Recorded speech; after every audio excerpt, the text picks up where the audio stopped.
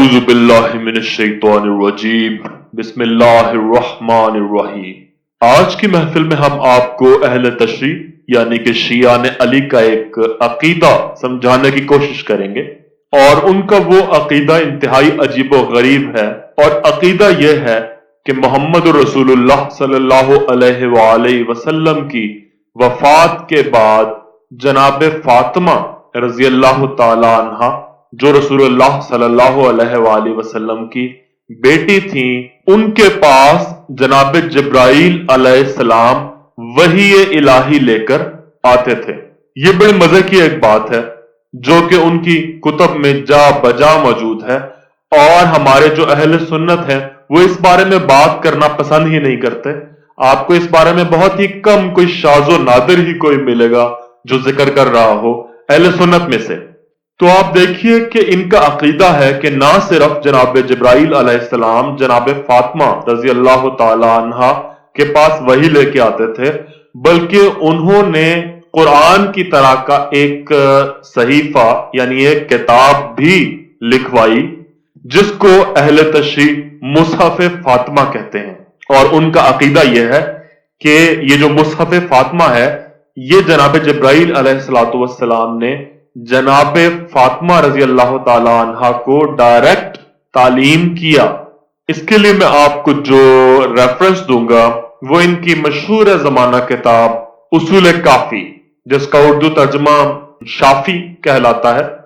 इसमें अरबिक और उर्दू दोनों ही मौजूद हैं, तो आप के लिए ये ज्यादा बेहतर है समझना बजाय इसके कि उसूल काफी का जो अरबिक वर्जन है वो पेश किया जाए। ये जो शाफी है ये कदरे बेहतर है क्योंकि इसमें अरबिक और उसका तर्जमा उर्दू में मौजूद है, तो आपको समझने में इंतहाई आसानी होगी। ये उसूल काफी यानी शाफी की दूसरी जिल्द है और 39वां बाब है। बाब का नाम है जिक्र सहीफा व जफर व जामिया व मुसहफ फातिमा अलैहिस्सलाम। तो इस बाब में साहिब काफी जो पहली हदीस लेके आते हैं, पहली हदीस, ये देखिए मैं पूरे बाब की बात कर रहा हूं।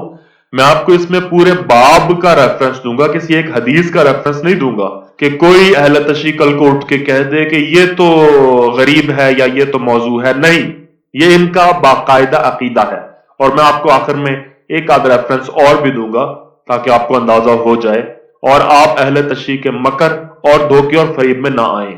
तो इस बाब के उन्वान पे जो पहले नंबर की हदीस है, उस हदीस में आप देखिए, मैं सिर्फ वही जिक्र करूंगा जो मुसहफ फातिमा से रिलेटेड है। वइन्ना इंदना अला मुसहफ फातिमा काला मुसहफ फीह मिस्ल कुरआनिकुम हाजा सलास मर्रा। तो ये आप इसका तर्जुमा देख लें कि अबू बसीर से मरवी है कि मैं इमाम जाफर सादिक अलैहिस्सलाम की खिदमत में हाजिर हुआ और अर्ज की। ये आप इसको पढ़ लें, हम इसके एग्जैक्ट जो मुसहफ फातिमा से रिलेटेड है उस पे आते हैं। यहां पे लिखा है, फिर थोड़ी देर खामोश रहकर फरमाया, हमारे पास मुसहफ फातिमा भी है, लोग क्या जाने के वो क्या है। मैंने कहा वो क्या है? फरमाया तुम्हारे इस कुरान से वो मुसहफ 3 गुना ज्यादा है।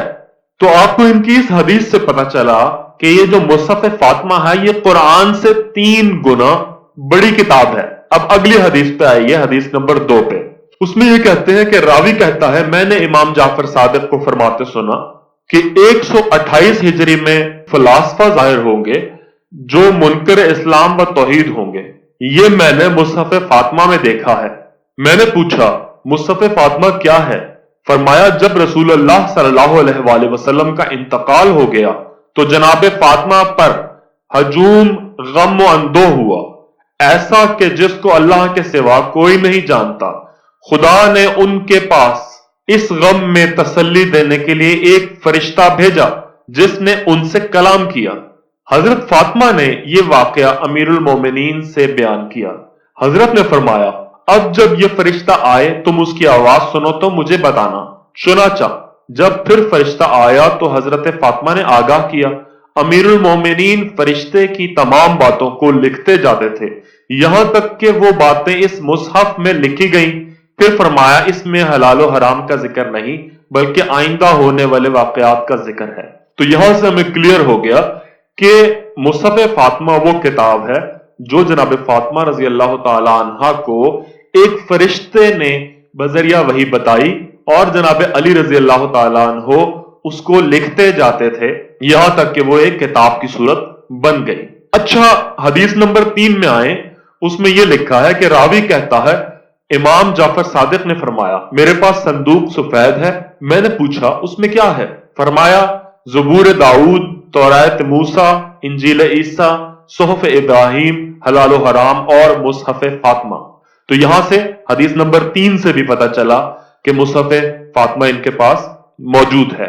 حدیث نمبر 4 میں بھی یہی ہے جس میں لکھا ہے کہ فرمایا امام جعفر صادق نے کہ اولاد حسن مراد فرقہ زیدیہ جس جعفر کا وہ ذکر کرتے ہیں ان کے پاس وہ چیز جو انہیں آزردہ کرتی ہے وہ حق بات نہیں کہتے، حالانکہ اس میں حق ہے۔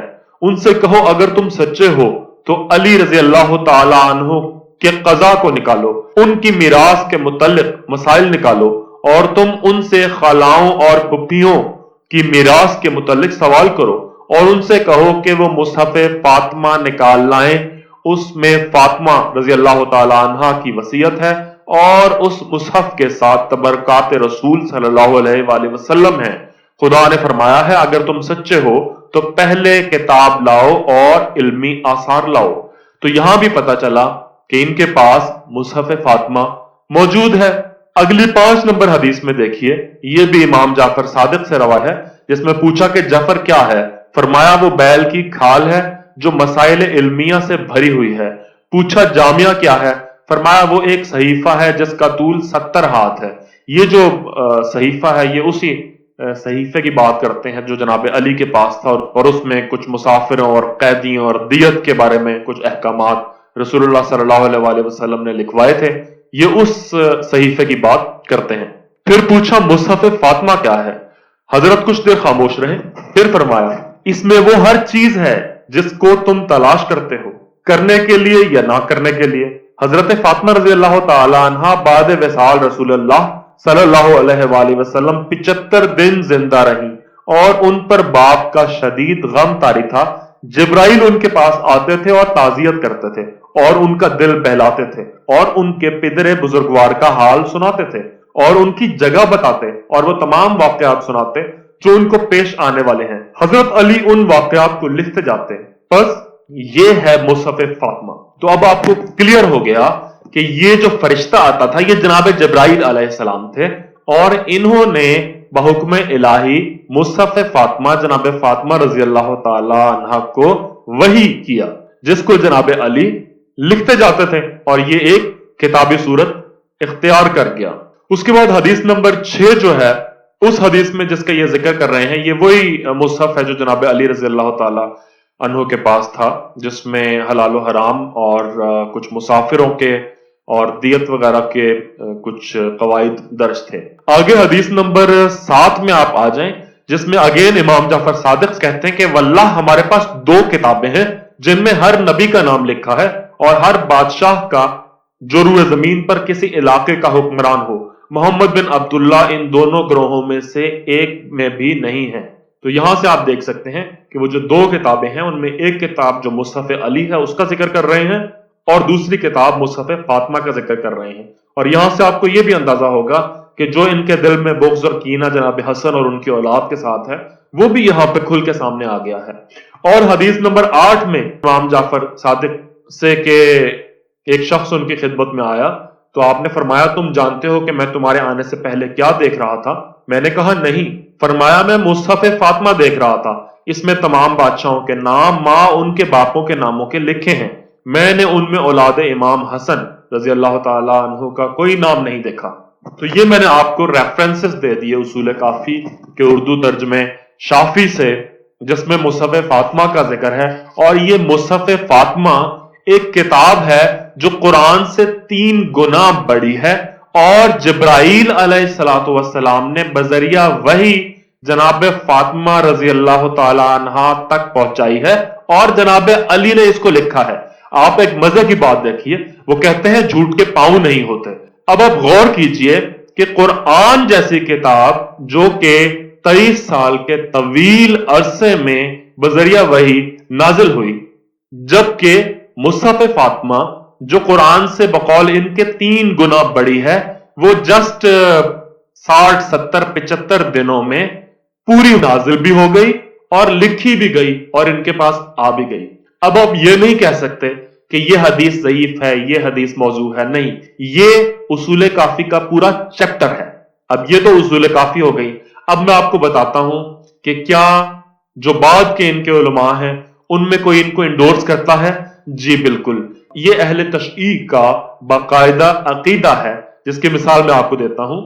علامہ باقر مجلسی اپنی کتاب بہار الانوار کے جو 3rd پارٹ ہے اس میں لکھتے ہیں، عنوان ہے جفر جامعہ اور مصحف فاطمہ کیا ہے۔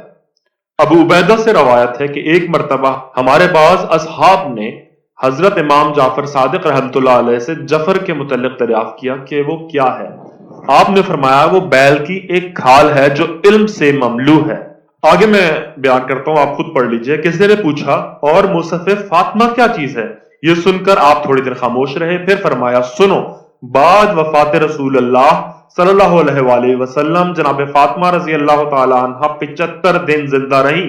آپ کو اپنے بابا کی جدائی کا بے حد ملال تھا، چنانچہ اس عرصے میں جبرائیل امی آپ کے پاس آیا کرتے اور آپ کو تسلی دیتے اور یہ بھی بتاتے کہ اب آپ کے بابا کس مقام پر ہیں، کبھی یہ بتاتے کہ آپ کی ذریت کے ساتھ دنیا والے کیا سلوک کریں گے۔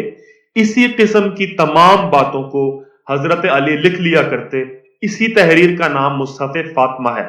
تو ہم نے آپ کو اصول کافی اور اس کے بعد علامہ باقر مجلسی کی کتاب بہار الانوار میں، جس میں انہوں نے اس مصحف فاطمہ کے اس عقیدے کو انڈورس کیا ہے، ہم نے ان کتابوں سے آپ کو ریفرنس دے کے بتایا کہ اہل تشیع کا عقیدہ ہے کہ جیسے جبرائیل امی وہی لے کے محمد رسول اللہ صلی اللہ علیہ وآلہ وسلم کے پاس آتے تھے اور ان کو قرآن وحی کرتے تھے، ویسے ہی جبرائیل امی علیہ الصلوۃ والسلام جناب فاطمہ کے پاس آتے تھے اور انہوں نے ان کو بذریعہ وحی قرآن سے 3 گنا بڑی کتاب دی جو کہ جناب علی نے لکھی۔ تو اب آپ دیکھ لیجئے کہ ختم نبوت پہ کتنا بڑا ڈاکہ ہے۔ آپ کو مرزائیوں کا ختم نبوت پہ ڈاکہ تو نظر آتا ہے، حالانکہ مرزا قادیانی دجال نے یہ کبھی نہیں کہا کہ جبرائیل میرے پاس ڈائریکٹ آ گئے اور انہوں نے مجھے کوئی بہت بڑی کتاب وحی کے ذریعے دے دی۔ آپ مرزا قادیانی کی جو تصانیف ہیں ان سے دیکھ سکتے ہیں کہ جو باتیں وہ اپنے یا لاش خدا یا وٹس ایور ان سے نقل کرتا ہے وہ بالکل بے سروپا باتیں ہیں، ان کا کوئی سر نہیں ہے، ان کا کوئی پیر نہیں ہے۔ لیکن یہاں آپ دیکھیے کہ کتنی ڈھٹائی سے اہل تشیع مذہب نے جناب فاطمہ الزہرا رضی اللہ تعالی عنہ کو ایک نبی کے برابر قرار دے دیا اور خاتم النبیین کا انکار کر دیا۔ خاتم النبیین ہونے کا انکار اور کیا ہے؟ جب جبرائیل علیہ السلام کسی غیر نبی کے پاس آ گئے اور ان کو پوری کتاب جو قرآن سے بڑی تھی وہ وحی کر دی، تو خاتم النبیین اور پیچھے کیا ہے؟ اب یہ آپ کو ایسے کہیں گے کہ نہیں جی وہ جبرائیل علیہ السلام تو جناب مریم کے پاس بھی آئے تھے اور تو ان سے بھی کلام کیا تھا، تو جناب ان سے جو بذریعہ حکم الہی کلام کیا تھا وہ صرف حضرت عیسیٰ علیہ السلام کے بارے میں ان کو اطلاع دینی تھی۔ انہوں نے جناب مریم علیہ السلام کو کوئی کتاب وحی نہیں کی تھی، کوئی کتاب الہی وحی نہیں کی تھی۔ اس لیے جناب جبرائیل کا جناب مریم کے پاس آنا اور یہ جو آپ کا عقیدہ ہے کہ جناب جبرائیل کا جناب فاطمہ رضی اللہ تعالی عنہ کے پاس آنا اور قرآن سے 3 گنا بڑی کتاب مصحف فاطمہ وحی کرنا، یہ ایک انتہائی غلط عقیدہ ہے۔ علماء اہل سنت کو چاہیے کہ اس کے اوپر ایکشن لیں اور اہل تشیع کو بھی مرزا غلام قادیانی اور ان کے پیروکاروں کی طرح دائرہ اسلام سے خارج قرار دیں۔ وما علینا الا البلاغ المبین۔